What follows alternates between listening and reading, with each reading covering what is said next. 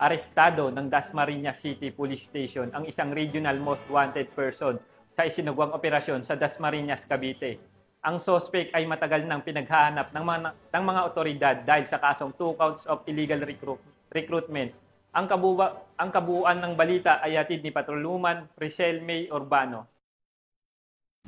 Ng pulisya ang isang babaeng kabilang sa listahan ng Regional Most Wanted Person sa isinagawang operasyon ng Dasmariñas Component City Police Station sa Calamba City, Laguna.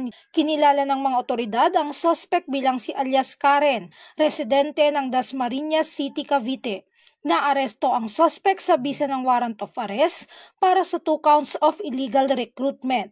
Samantala, sa isang pahayag, sinabi ni Police Colonel Ariel R. Red, Acting Provincial Director ng Cavite Police Provincial Office, na ang matagumpay na operasyon ay patunay ng walang humpay na dedikasyon ng kapulisan sa pagtugis sa mga wanted na individual.